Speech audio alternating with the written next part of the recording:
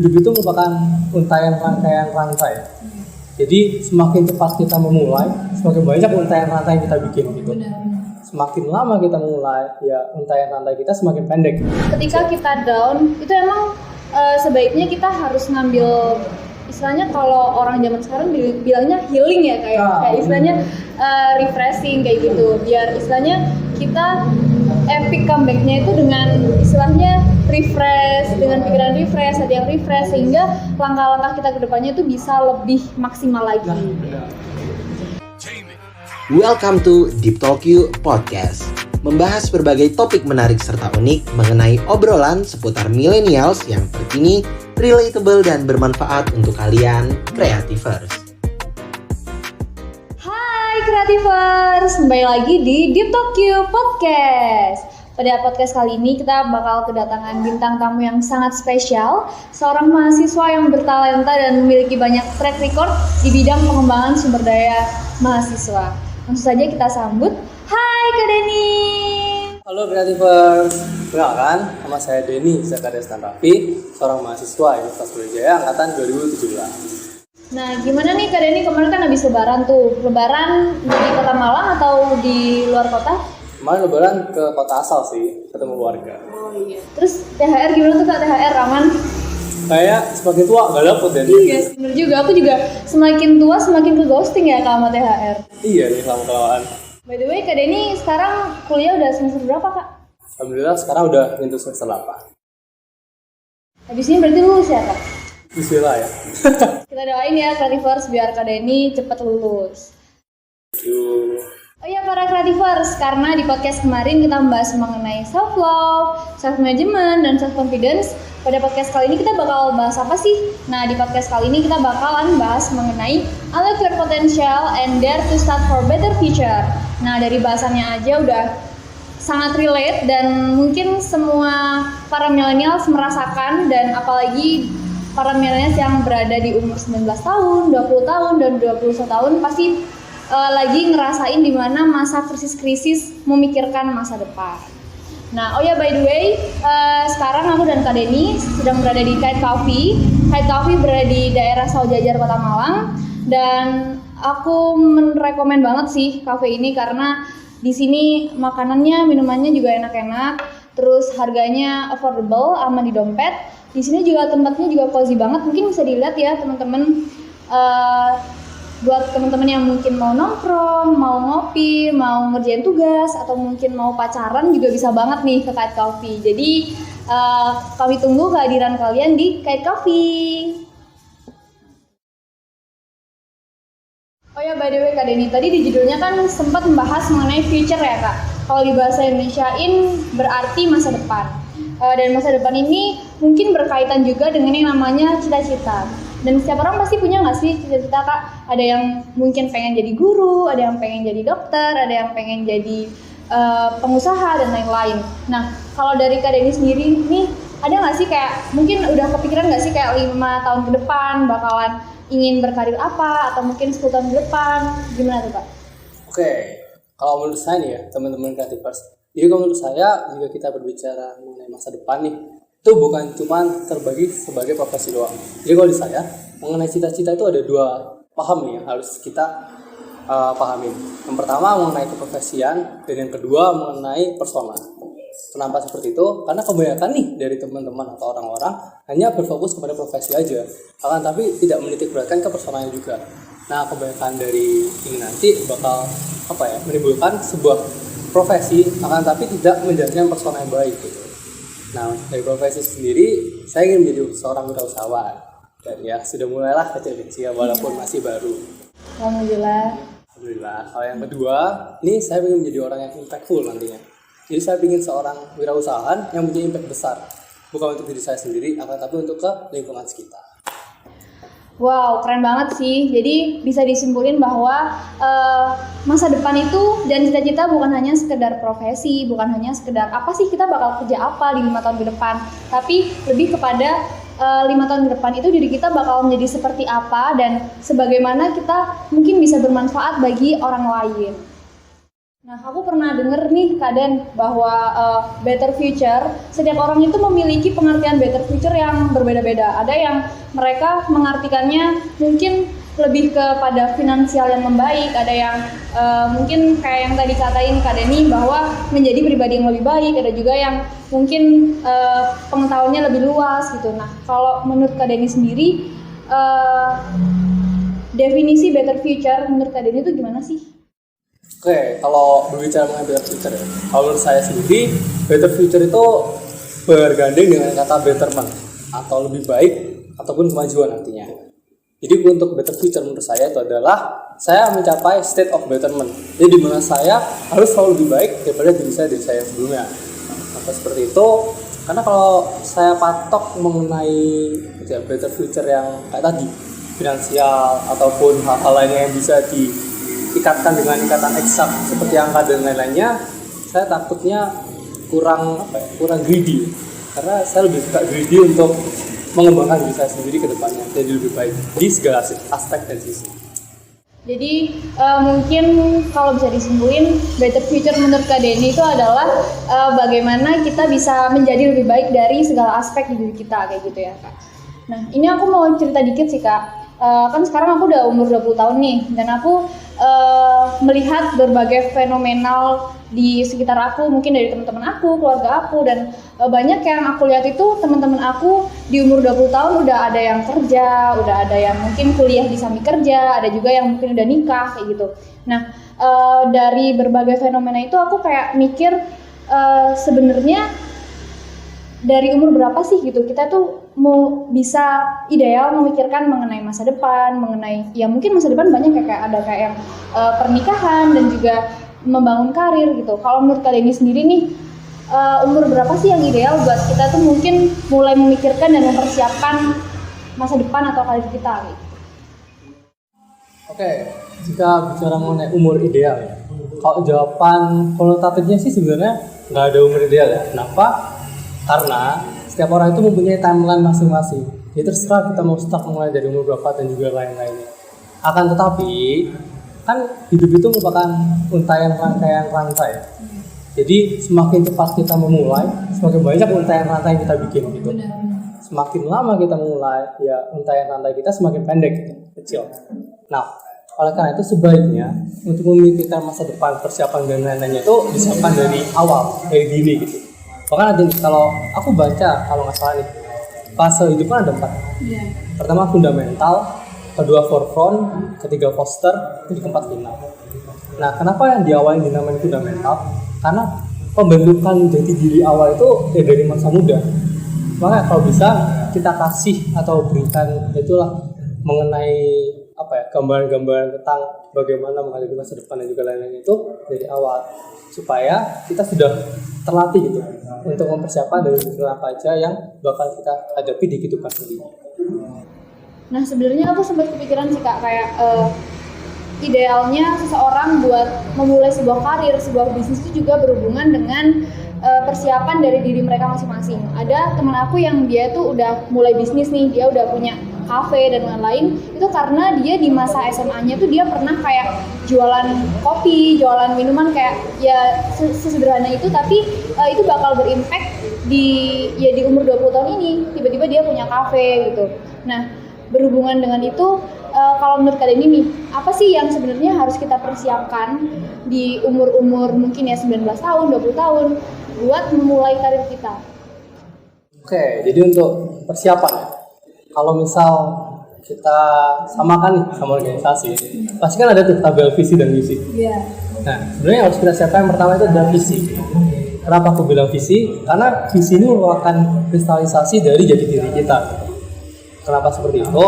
Karena kalau misalnya kita udah punya jati diri kita udah punya pandangan kita ke depan mau jadi apa dan seperti apa, itu bakal lebih mudah.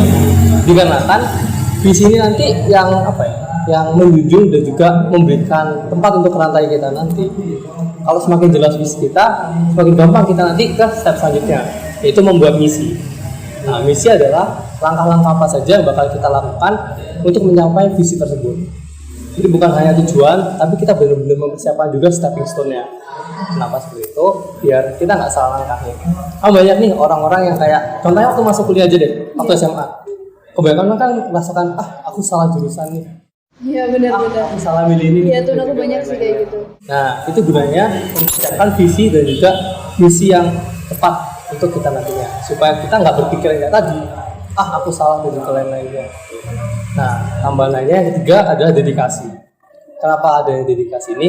Karena tadi, kebanyakan dari orang yang mikir kayak aku salah jurusan, aku salah milih ini, dan juga lain-lainnya itu karena kurangnya dedikasi. Gitu. Kebanyakan dari mereka nggak komit ke visi dan juga misi yang mereka buat. Benar-benar. Jadi mereka udah berhentilah. Kayak pelin-pelan gitu ya kak, bisa gitu. Makanya itu kita butuh dedikasi yang kuat biar tadi nggak pelin-pelan. Iya, biar komit lah ya istilahnya. Tuh. Nah, ini aku juga pernah dengar sih kak, mungkin ya dari pengalaman pribadi aku mau cerita dikit dulu. Waktu aku kecil, kalau nggak salah umur masih SD lah ya, kayak kelas 3, kelas 4 itu aku punya cita-cita jadi astronot.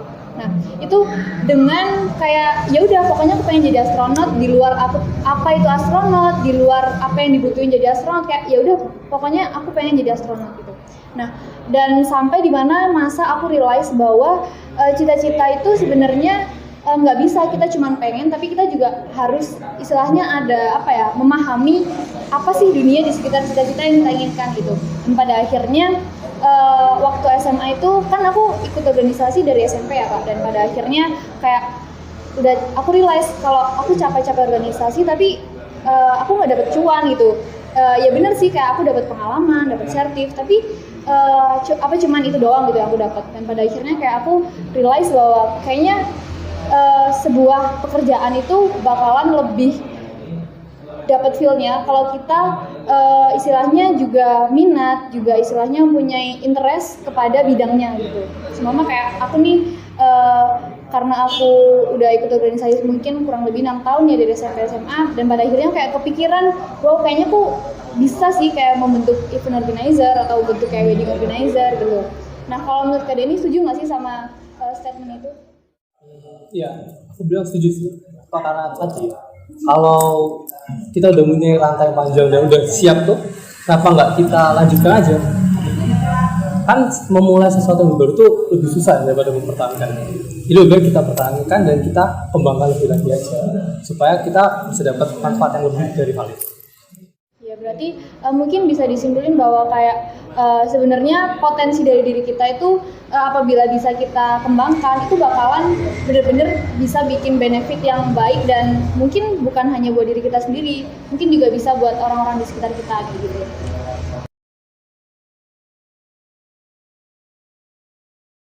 Nah tadi kan kita sempat spill mengenai hubungan potensi dan karir gitu. Sebenarnya kalau menurut Kak Denny sendiri nih, itu gimana sih cara kita itu biar kita bisa tahu nih sebenarnya potensi kita tuh apa gitu? Karena banyak orang di luar sana yang kayak sebenarnya dia punya bakat nih di musik gitu, tapi dia belum sadar, belum realize, jadinya dia kayak gak mengembangkan dan istilahnya kayak ya udah bodo amat gitu. Nah kalau dari Kak Denny sendiri gimana sih cara biar kita tuh bisa tahu nih potensi diri kita itu seperti apa? Oke, kalau menurut saya nih, bagaimana cara mengenai potensi diri ada dua sih. Yang paling gampang itu tes ya. Tes kan gampang banget tuh, kita ke psikolog ataupun yang sekarang yang kemarin sempat nge-boom itu tes sidik jari ya kalau salah. Oh iya. Tes sidik jari kan itu kayak akurat katanya. Nah itu bisa digunakan tuh kalau misalnya kita mau buru-buru atau nggak ingin self talk gitu lah. Itu kalau cara yang kedua ini yang self talk, yaitu kita berangkat dari experience kita. Jadi self talk ini kebanyakan kalau bisa sih lakukan semua hal yang bisa kamu lakukan, lalu pilih satu hal yang bikin comfort diri kamu. Itu cara buat dapat apa yang kita inginkan dari self talk. Dan juga kembali lagi, kalau bisa nih jangan cuma dicoba aja, tapi lakuin 3 hal ini: refleksi, kontemplasi, dan konstruksi. Kebanyakan orang hanya mencoba doang sampai akhirnya pingin atau enak gitu, habis itu nggak ngelanjutin 3 hal ini. Kenapa? Kalau dari refleksi ini kita bisa tahu kan, apakah ini benar-benar apa yang kita inginkan atau cuma sekedar euforia aja. Sementara kalau kontemplasi ini kita renungkan, Kalau misalnya ini sudah iya dari hati kita, gimana cara mengembangkannya? Nah, konstruksi ini baru yang tadi kita kembangkan lah. Bener-bener banget sih. Jadi emang di masa remaja kita kayak umur 20 itu waktunya kita buat kayak istilahnya coba-coba nggak sih Kak? Kayak kita mencoba banyak hal, mungkin mencoba kalau musik atau bisa bisnis atau mungkin bisa dan lain-lain itu. Dan mungkin dari masa percobaan mungkin bener kata Kak Denny, kayak kita refleksi dan pada akhirnya kita realize, oh kayaknya aku cocok di bidang ini nih dan aku juga minat, dan pada akhirnya kita bisa mengembangkan diri kita sesuai dengan potensi yang telah kita temukan. Nah, Creativers tadi juga sempat disinggung sedikit sama Kak Denny, ketika kita udah realize sama potensi yang kita miliki, langkah terakhir adalah konstruksi, yakni kita harus mengembangkan dan memaksimalkan potensi dari diri kita. Nah, kalau dari Kak Denny sendiri nih, mungkin dari pengalaman pribadi, gimana sih cara Kak Denny buat memaksimalkan potensi di diri Kak Denny? Oke, jadi berdasarkan experience saya itu, bahkan dari orang-orang yang memiliki potensi ini tidak melakukan implementasi. Jadi cara pertama untuk kalian mengembangkan dan menambah ilmu kalian adalah dengan implementasi ilmu itu sendiri, gitu. Karena ilmu itu ibaratkan pisau ya, dan implementatif dan kejadian-kejadian di real life itu bagaikan pisau asat. Semakin banyak kita bersinggungan, semakin banyak kita diasah, dan semakin tajam kita pula nantinya. Jadi semakin banyak implementatif, semakin banyak pengalaman kita, maka semakin berkembanglah potensi yang kita miliki tadi. Nah, tapi dari statement yang disebutin sama Kak Denny, banyak nih kayak para millennials yang istilahnya dia tuh udah nemu nih potensi dan dia udah tahu nih kayak apa sih yang bakal aku lakuin ke depannya gitu. Tapi yang menjadi permasalahan mereka adalah mereka tuh nggak berani gitu Pak. Maksudnya kayak mereka nggak berani buat memulai istilahnya langkah pertama buat ya istilahnya mengimplementasikan rencana-rencana mereka gitu.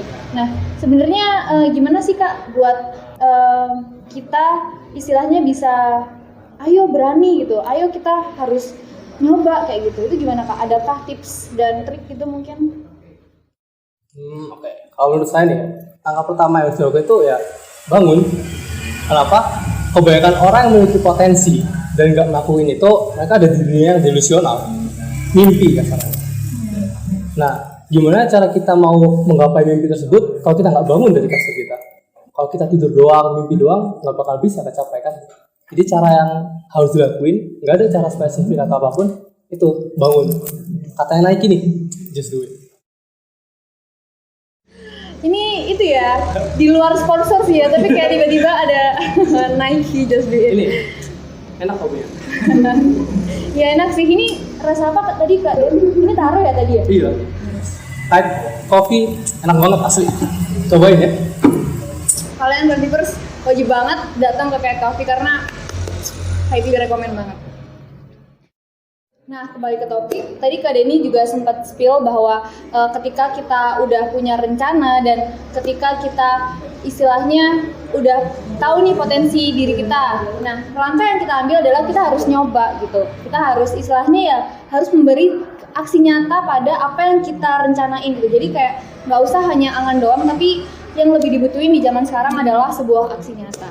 Nah, tapi gini sih Kak Den, ada beberapa kasus di mana ketika dia nih udah mencoba langkah pertama dia, baik di karir ataupun di hal lainnya, tapi akhirnya dia gagal gitu. Nah, dari kegagalan itu akhirnya dia down dan akhirnya kayak insecure dan ya nggak percaya diri lagi gitu.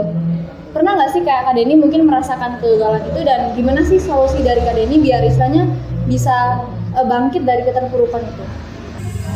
Oke. Jadi kalau kita mengenai kegagalan, jadi dulu nih waktu SMA ya bisa dibilang saya orang yang itulah malas saya. Jadi kayak ya udahlah nilai ala kadarnya dan juga lain-lainnya. Sadar sih. Nilai ala kadarnya dan juga lain-lainnya gitu. Terus at some point setelah berusaha mulailah waktu kelulusan. Nah, waktu kelulusan itu kan ya jelaslah nilai segitu nggak bakal dapat SNMPTN lah. Jadi saya sadar diri coba SBM nih. Nah, terus waktu coba SBM belajar dan waktu pengumuman tidak terima. Kan jelas broken hearted Pak. Gagal lah ya, pasti udah down banget ya sih Kak? Iya. Karena kayak merasa apa ya? akhir dunia gitu. Iya benar banget. Coba ada juga yang nanya, akhirnya nggak bisa. Setelah dulu itu kempeng-kempeng, sekali nyoba, malah gagal. Iya sih. Nah, terus waktu masuk kuliah kan mandiri nih. Oh mandiri ya Kak masuk ke UB ini? Jadi waktu di awal kayak sempet minder gitu lah. Kan kebanyakan teman SBM sama SNM gitu kan. Jadi kayak udah pinter-pinter lah kasarannya gitu. Terus di situ saya terpacu nih, karena mungkin dari awal tuh ada hype ya teman-teman yang SBM sama SNM. Jadi kita teman-teman yang mandiri itu seperti kayak dianggap rendah gitu. Iya sih bener, kayak aku juga di awal-awal kuliah tuh kayak melihat teman-teman SNM itu kayak mungkin ada apa ya, kayak wow keren SNM gitu, wow padahal biasa aja sih sebenarnya. Sebenarnya biasa aja kan, nanti setelah kita berdinamika di kehidupan itu kan. Nah, cuman di awal kayak mereka excitement banget gitu. Nah, di semester pertama kayak yaudah saya punya berniat gitu. Oke, aku harus berubah diri aku gitu. Aku harus bangkit. Karena kalau lama-lama di titik bawah tersebut malah kita semakin ke bawah gitu. Nggak bakal naik-naik. Aku lawan rasa malasku dan alhamdulillahnya nih semester pertama dapat IP adalah paling tinggi gitu. Berapa tuh? Mungkin bisa di-spill sih. Yes, sekitar ya IPK nearly 4 lah. Wow. Jadi kayak apa ya? Sebuah Epic comeback banget ya. Maksudnya kayak dari down terus tiba-tiba 3,5 ke atas ya pasti ya Kak ya? ya dikit lagi 4. Oh iya. Sedikit sombong nih. Gak apa-apa, berbagi pengalaman ya. Gitu. Nah, untuk caranya sendiri sih yang pertama tuh saya ambil kayak apa ya? Libur gitu. Jadi kak saya relaksasi diri. Karena waktu di titik terbawah itu kalau kita maksa itu apa ya? Tekanan psikologisnya kuat banget gitu.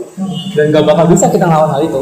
Beda kita let it go aja. Kita cari hal yang kita suka, kita lakukan hal itu sebagai liburan atau relaksasi diri.